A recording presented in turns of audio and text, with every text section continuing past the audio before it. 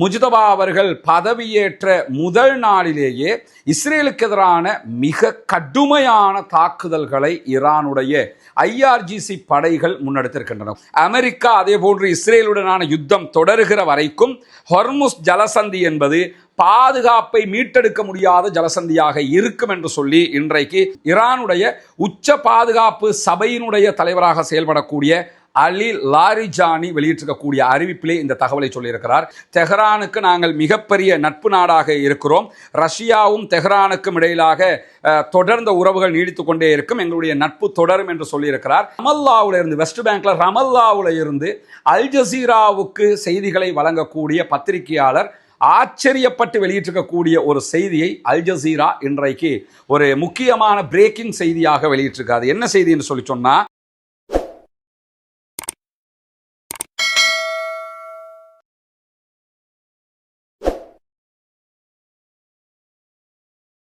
அன்றைக்கினிய சகோதர சகோதரிகளே, நம் அனைவர் மீதும் ஏக இறைவனுடைய அமைதியும் கருணையும் உண்டாகட்டுமாக என்கிற உயரிய பிரார்த்தனைகளோடு தொடர்ச்சியாக 2 ஆண்டுகளுக்கு மேலாக பாலஸ்தீனத்தினுடைய காசா பகுதிகளை அழித்து கொண்டிருந்த இஸ்ரேலிய ஆக்கிரமிப்பு ராணுவத்தினுடைய யுத்தம் தற்போது யுத்த நிறுத்தமாக மாற்றப்பட்டு 151வது நாளிலே நாம் இருந்து கொண்டிருக்கக்கூடிய இந்த தருணத்தில் ஈரானுக்கும் அமெரிக்க இஸ்ரேலுக்கும் இடையிலான ஒரு பாரிய யுத்தம் மத்திய கிழக்கிலே நடந்து வருகிறது.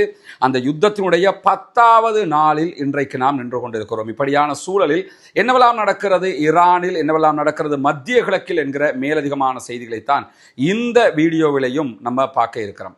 நமக்கெல்லாம் தெரியும், காலையில் நம்ம வெளியிட்டிருந்த ஒரு முக்கியமான வீடியோவில் ஈரானுடைய ஷியா ஆன்மீக தலைவராக, அந்த நாட்டினுடைய சுப்ரீம் லீடராக மரணித்த ஆயத்துல்லா அலி ஹாமனி அவர்களுடைய மகன் முஜ்தபா தெரிவு செய்யப்பட்டிருக்கிறார் என்கிற செய்திகளை நம்ம அறிவிச்சிருந்தோம். முஜ்தபா அவர்கள் பதவியேற்ற முதல் நாளிலேயே இஸ்ரேலுக்கு எதிரான மிக கடுமையான தாக்குதல்களை ஈரானுடைய IRGC படைகள் முன்னெடுத்திருக்கின்றன. குறிப்பாக இந்த தாக்குதல்களுக்கு அவர்கள் புதிய சுப்ரீம் லீடருடைய தலைமையின் கீழ் அவர்களுக்கு கட்டுப்பட்டு முதல் தாக்குதலை நாங்கள் நடத்துகிறோம் என்று சொல்லித்தான் இந்த தாக்குதலை அவர்கள் நடத்தி இருக்கிறார்கள்.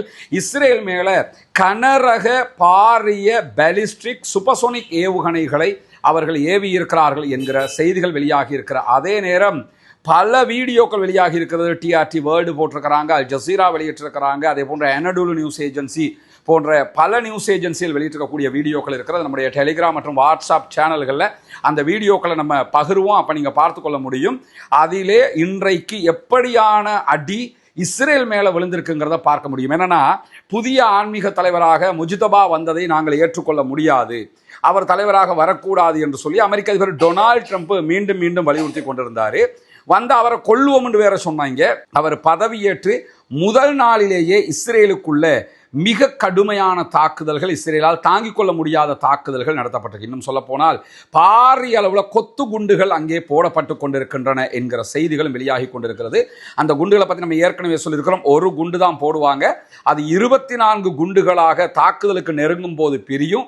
அந்த 24 குண்டுகளில் இருந்து ஒவ்வொரு குண்டுலையும் 80க்கு மேற்பட்ட குண்டுகள் சென்று தாக்குதல் நடத்தும். 1ல் 80ன்னா 24 நீங்கள் கணக்கு பார்த்தீங்கன்னா கிட்டத்தட்ட 2000 தாக்குதல்கள் ஒரே நேரத்தில் நடத்தப்படும்.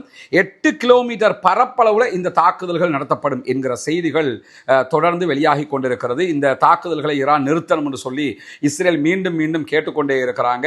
ஆனால் அவங்க தெஹ்ரானுக்குள்ளே போவாங்க, ஈரானுக்குள்ளே போய் தாக்குதல் நடத்துவாங்க. ஆனால் ஈரான் மட்டும் இஸ்ரேல் மேலே தாக்குதல் நடத்தக்கூடாது என்கிற கோரிக்கையை அவர்கள் விடுத்துக் கொண்டிருக்கக்கூடிய சூழலில் தான் முஜ்தபா அவர்கள் ஆன்மீக தலைவராக, சுப்ரீம் லீடராக தெரிவு செய்யப்பட்ட முதல் நாளே இன்றைக்கு தாக்குதல்கள் கடுமையாக இருப்பது மட்டுமல்லாமல் IRGC விடுத்திருக்கக்கூடிய ஒரு முக்கியமான அறிவிப்பில் என்ன சொல்லியிருக்கிறாங்கன்னு கேட்டால், ஈரான் அதனுடைய தாக்குதல் நடவடிக்கைகளை எதிரிகள் தோற்கடிக்கப்பட்டு அவர்கள் தாங்கள் செய்த குற்றத்திற்கு வருத்தப்படுகிற வரைக்கும் நிறுத்தாமல் நீடித்து கொண்டே இருக்கும் என்று அறிவித்திருக்கிறார்கள்.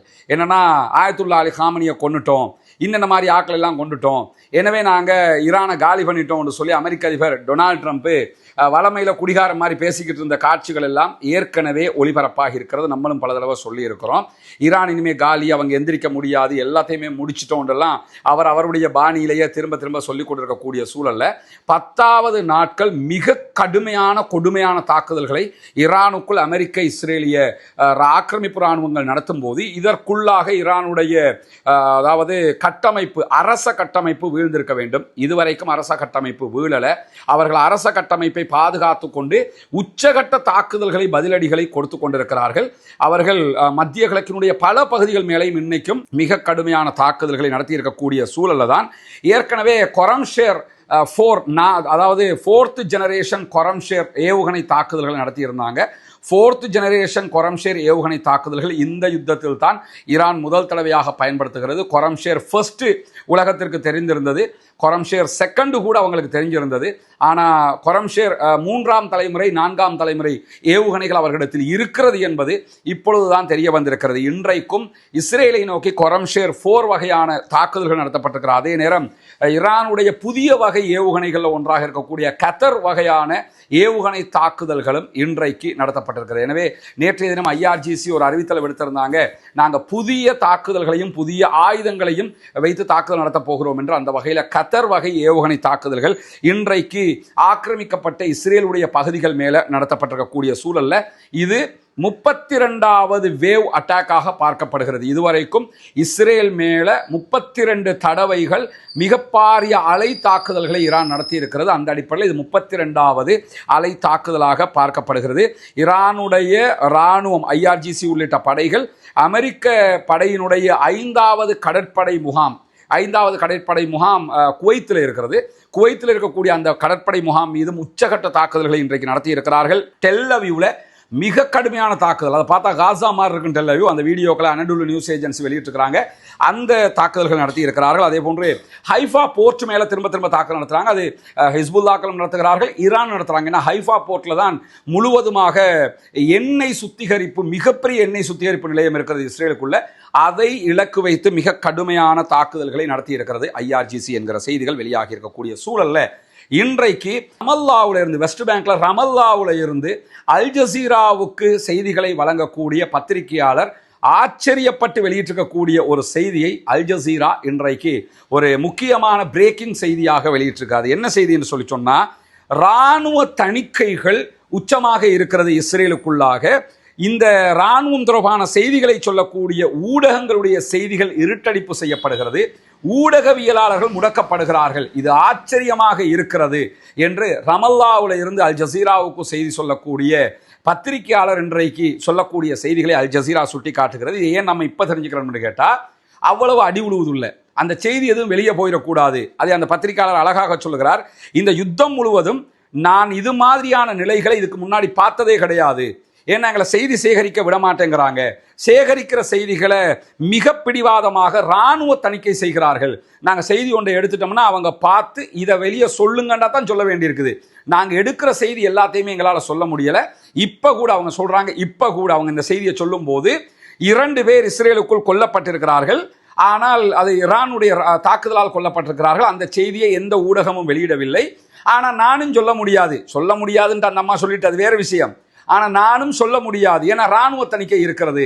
அதை மீறி சொல்லுகிற போது அவர்கள் எங்களை கைது செய்கிறார்கள். நிறைய ஏவுகணை தாக்குதல்களை ஈரான் நடத்துகிறது, கண்ணுக்கு முன்னாடி வந்து அட்டாக் பண்றாங்க.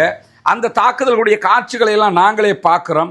எவ்வளவு நாங்கள் பார்த்தாலும், கண்ணுக்கு முன்னாடி நாங்கள் கண்டாலும் இந்த செய்திகளை எங்களால் வெளியே சொல்ல முடியவில்லை. ஈரான் எத்தனை ஏவுகணைகளை ஏவி இருக்கிறது என்கிற தகவல்களை இஸ்ரேல் தர மறுக்கிறார்கள். ஹெஸ்புல்லாக்கள் எப்படியான தாக்குதல்களை நடத்துகிறார்கள், எத்தனை ஏவுகணைகளை ஏவுகிறார்கள் என்கிற தகவல்களை எங்களிடத்திலிருந்து மறைக்கிறார்கள், இருட்டடிப்பு செய்கிறார்கள். அதிகமாக நாங்கள் இந்த செய்திகளை வெளியே சொன்னோம்னா எங்களை கைது செய்து விடுகிறார்கள் என்கிற செய்திகளை சொல்லியிருக்கிறார்கள். இன்றைக்கும் பாலஸ்தீனத்துக்குள்ள ஒரு பத்திரிகையாளர், அல் ஜசீராவுடைய பத்திரிகையாளர் கொல்லப்பட்டிருக்கிறார் இஸ்ரேலிய ஆக்கிரமிப்பு ராணுவத்தினுடைய தாக்குதல்களால். இதெல்லாம் எதை காட்டுதுன்னு கேட்டா, அவ்வளவு அடி, உக்கிரமான அடி இஸ்ரேலுக்கு விழுந்து கொண்டிருக்கிறது. தாங்கள் பலவீனப்பட்டு விடக்கூடாது, பலவீனம் வெளியில தெரிஞ்சிடக்கூடாதுங்கிறதுக்காக தங்கள் மீது விழுகிற அடிகள் வெளியே தெரியாமல் இருப்பதற்கான தடைகளை அவர்கள் விதித்துக் கொண்டிருக்கிறார்கள். இப்படியான சூழல்ல தான் அமெரிக்கா ஈரானை பிரிப்பதற்கு முயற்சி செய்கிறது. எண்ணெய்களை எடுத்துக்கொள்வதற்கு முயற்சி செய்கிறது என்று சொல்லி இன்றைக்கு ஈரான் இன்னும் ஒரு குற்றச்சாட்டை முன்வைத்திருக்கிறது. அமெரிக்காவுடைய நோக்கம் நாட்டை பிளவுபடுத்துறது. ஈராக்கை பிளவுபடுத்தின மாதிரி குர்துகள் ஒரு பக்கம், அங்கே இருக்கிற ஆட்சியாளர்கள் ஒரு பக்கம், அங்கே ஷியாக்கள் ஒரு பக்கம், சன்னி முஸ்லீம்கள் ஒரு பக்கம், இந்த மாதிரி ஈரானையும் பிளவுபடுத்துவதற்கு முயற்சி பண்ணுறாங்க. ஈரானுடைய எண்ணெய் வளத்தை அபகரிக்க பார்க்கிறார்கள். ஏன்னா உலகத்திலேயே 3வது LNG ஏற்றுமதியாளர்கள் ஈரானாக இருக்கிறாங்க. 2வது இடத்துல கத்தர் இருக்கிறது, 3வது இடத்துல ஈரான் இருக்கிறாங்க. அவ்வளவு LNG அங்கே கொட்டி கிடக்கிறது, கேஸ் இருக்கிறது. அதே போன்று உலகத்தில் 8வது மிகப்பெரிய எண்ணெய் ஏற்றுமதியாளர்களாக ஈரான் இருக்கிறாங்க.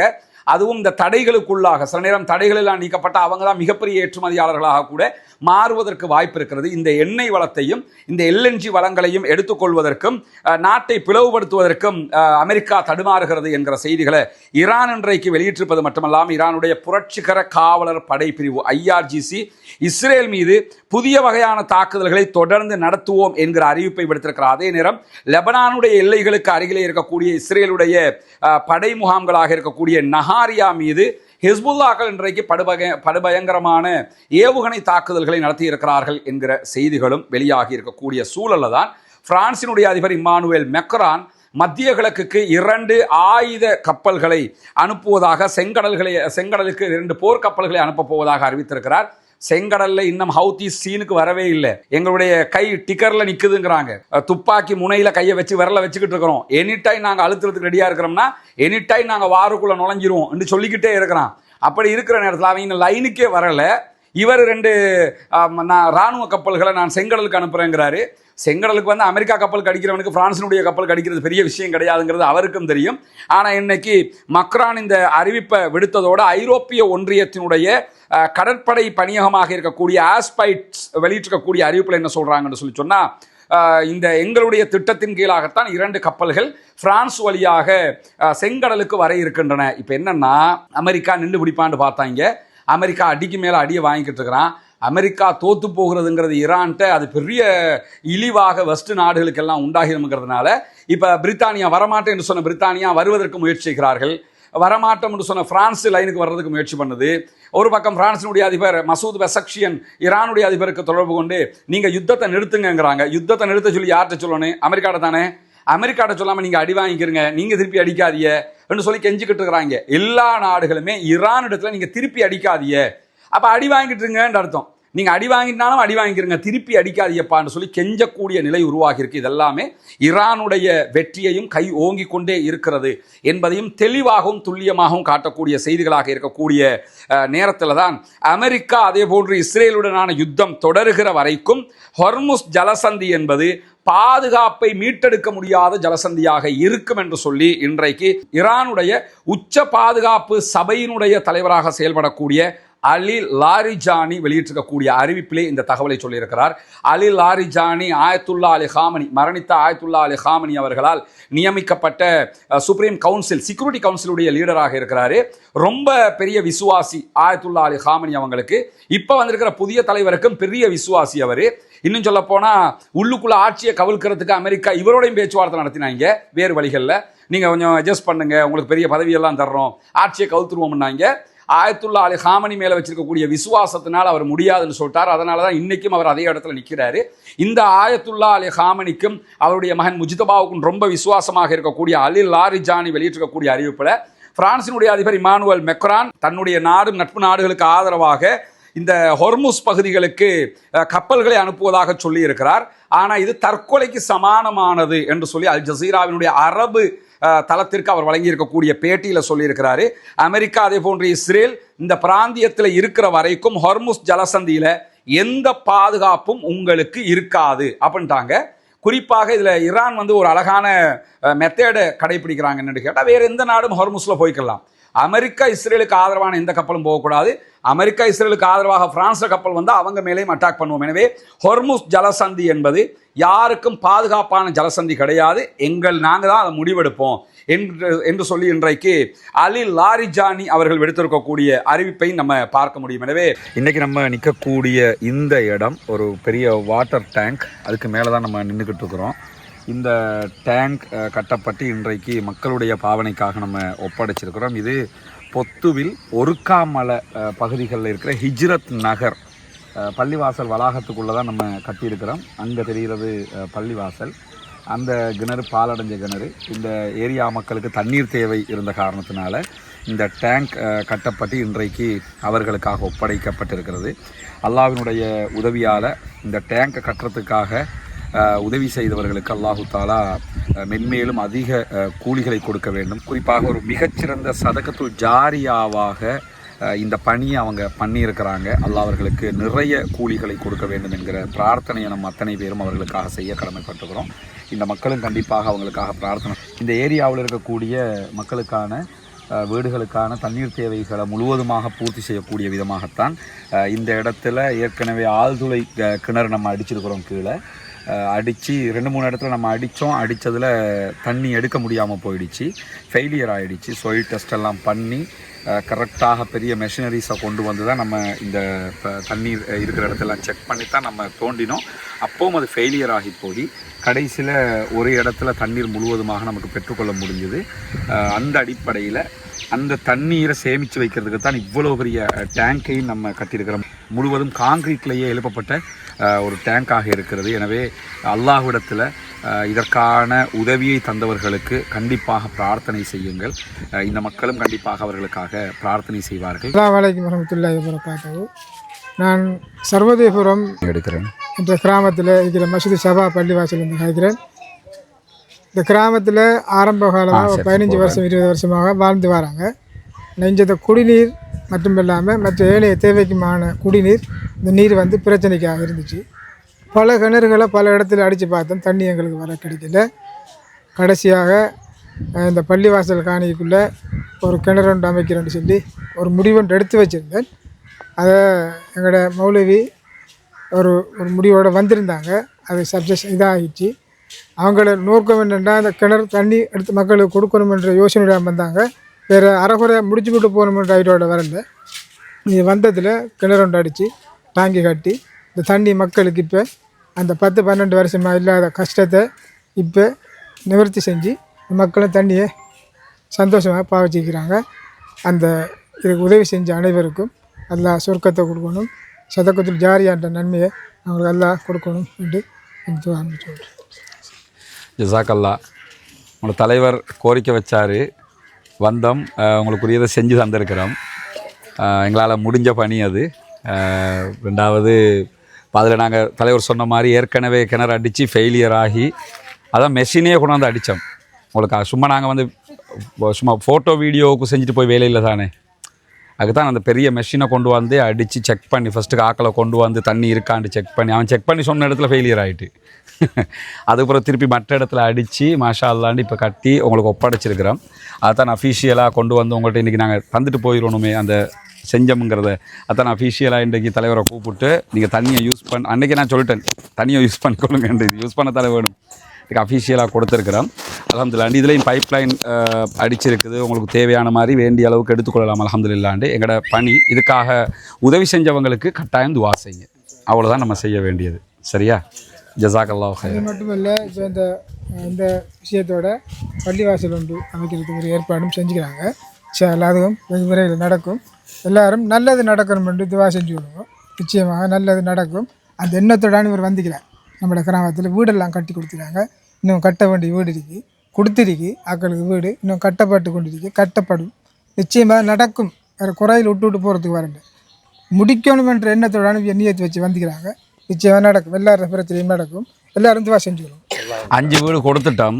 இன்னும் ரொம்ப இன்றைக்கு ஆரம்பிக்க இருந்தோம் மழை அடுத்ததுகளை ஏண்டா நாங்கள் உங்களுக்கு தந்த வாக்குறுதி ப்ளஸ் என்னென்னா அந்த வீடும் இப்போ நான் வெளியிலேருந்து யார்ட்டையும் லட்சக்கணக்கு காசை கொண்டாந்து வச்சுட்டு கட்டலை, எல்லாமே யூடியூப்பில் சொல்லி கொஞ்சம் கொஞ்சமாக சேமித்து தான் கட்டிக்கிட்டு இருக்கிறோம். அதனால தான் கொஞ்சம் லேட் ஆகுது. மீதி ஆக்களுக்கு இன்ஷா அல்லாஹ் அதை செஞ்சு தருவோம். துவா செய்யுங்க இன்ஷா அல்லாஹ்.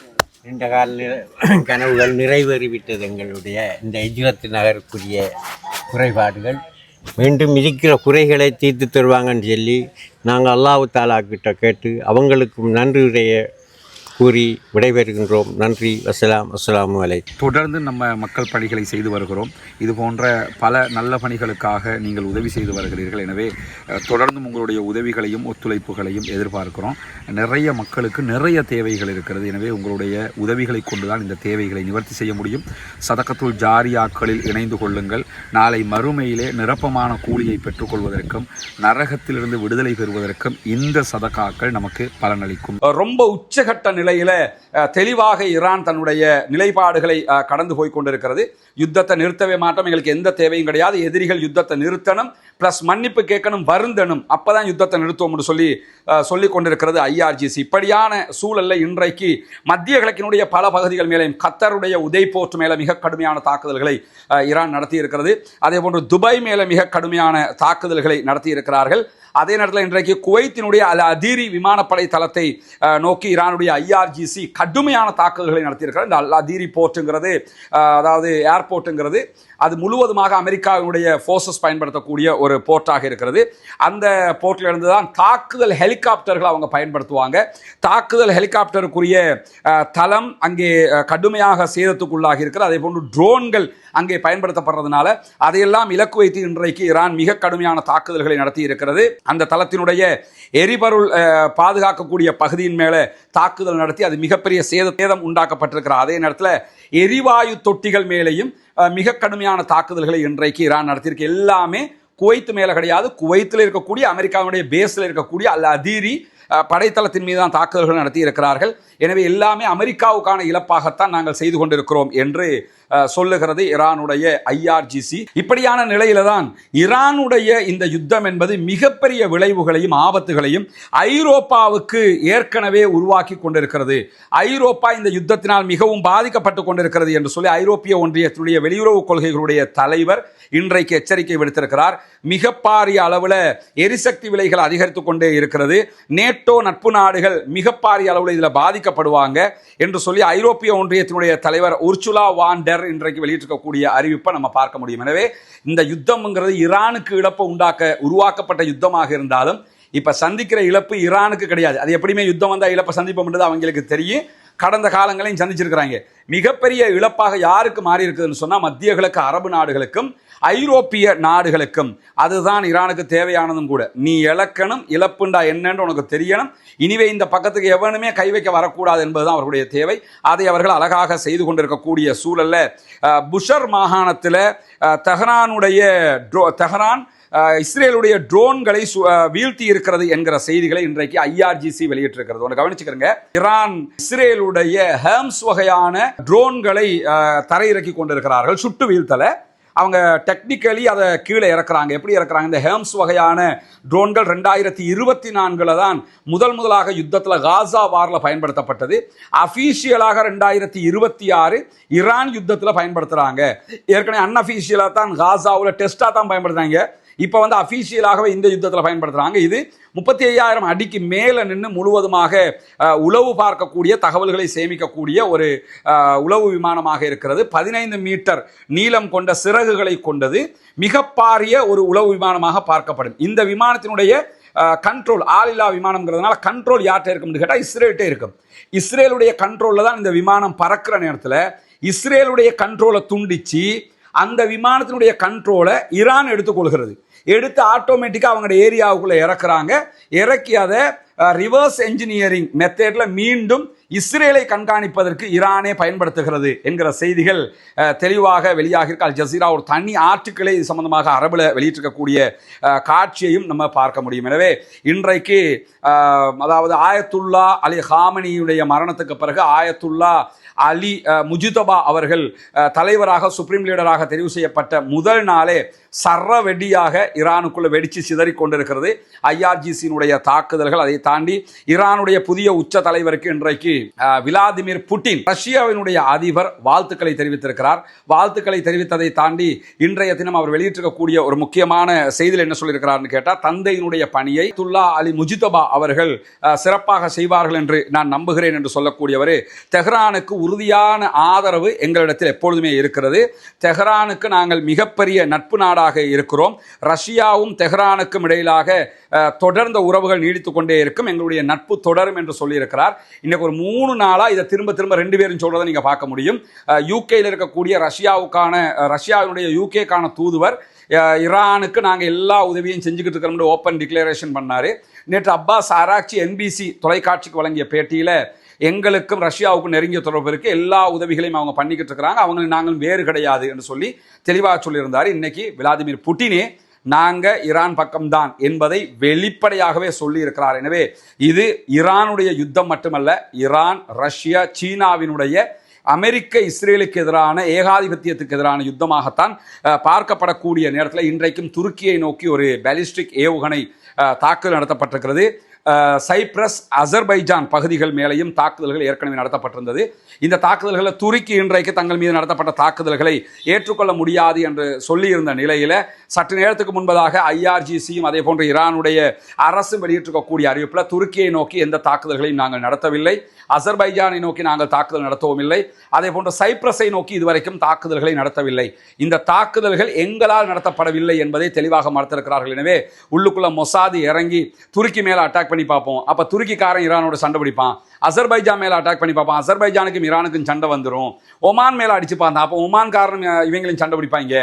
அதே மாதிரி மத்திய கிழக்குக்குள்ள இருக்கக்கூடிய மற்ற நாடுகள் மேல அமெரிக்காவுடைய தளத்துக்கு தான் ஈரான் அடிக்கிறான், நம்ம பொதுமக்கள் இருக்கிற ஏரியா கடிச்சு பார்ப்போம், அப்ப இந்த அரபு நாடுகளும் இவங்களை மோதிக்கிடுவாங்க. இந்த மாதிரி எல்லாம் யூதர்கள் வளம மாதிரி சூழ்ச்சிகளை செய்து பார்த்தார்கள். அது எதுவுமே வேலைக்காகலங்கிறது தெளிவாக தெரிகிறது. துருக்கி மேலே நாங்கள் அட்டாக் பண்ணலைங்கிறத இன்றைக்கு தெளிவாக ஈரான் மறுத்திருக்கிறார்கள். எனவே ஈரானுடைய கை இந்த நிமிடம் வரைக்கும் ஓங்கி இருக்கிறது. யாரும் விரும்பினாலும் ஏற்றுக்கொண்டாலும் ஏற்றுக்கொள்ளாவிட்டாலும் மறுத்தாலும் உண்மை இதுதான். சில பேருக்கு ஈரான் ஜெயிக்குது அப்படிங்கிறத ஏற்றுக்கவே முடியலை, ஹார்ட் அட்டாக் வர மாதிரி நிலைமை இருக்குது. அதுக்கு நம்ம பொறுப்பு கிடையாது. அவன் ஜெயிக்கிறானுங்கிறத ஜெயிக்கிறதா தான் சொல்ல முடியும். அவங்க தோத்துட்டாங்கன்னா தோத்துட்டான் சொல்லிட்டு போகிறோம், அவ்வளவுதான். வருகிற செய்திகளைத்தான் உங்களோடு பகிர்ந்து கொண்டு இருக்கிறோம். இன்னும் சொல்ல போனால் நம்ம சொல்லுகிற செய்தி முழுவதுமாக பெரும்பாலும் நம்ம அல் ஜசீராவிலிருந்து அந்த தகவல்களை எடுத்துக்கிட்டு இருக்கிறோம். Al Jazeera கத்தருக்குரியது.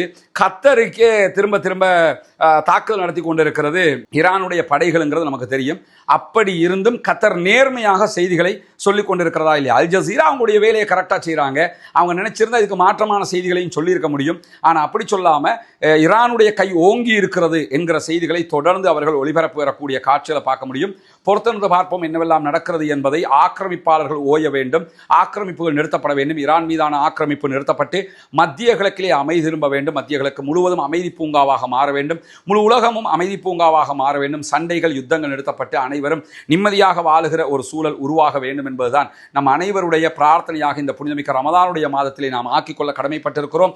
அதே நேரத்தில் ஜனநாயக ரீதியாக ஆக்கிரமிப்பாளர்களுக்கு எதிராக எப்போதும் குரல் கொடுக்கக்கூடியவர்களாகவும் நாம் இருக்க வேண்டும் என்கிற கோரிக்கையை விடுத்தவனாக ரஸ்மின் மயசின் நியூஸ் மற்றும் ரஸ்மின் டாக்ஸ் ஆகிய 2 சேனல்களையும் சப்ஸ்கிரைப் செய்யாத சகோதரர் சப்ஸ்கிரைப் செய்து இணைந்து கொள்வதனூடாக தொடர்ந்தும் இந்த செய்திகளை நீங்கள் உடனுக்குடன் பெற்றுக்கொள்ள முடியும் என்கிற செய்திகளை கூறி முடித்துக் கொள்கிறேன். வாஹ்ரதா அல்ஹம்துலில்லாஹி ரப்பில் ஆலமீன்.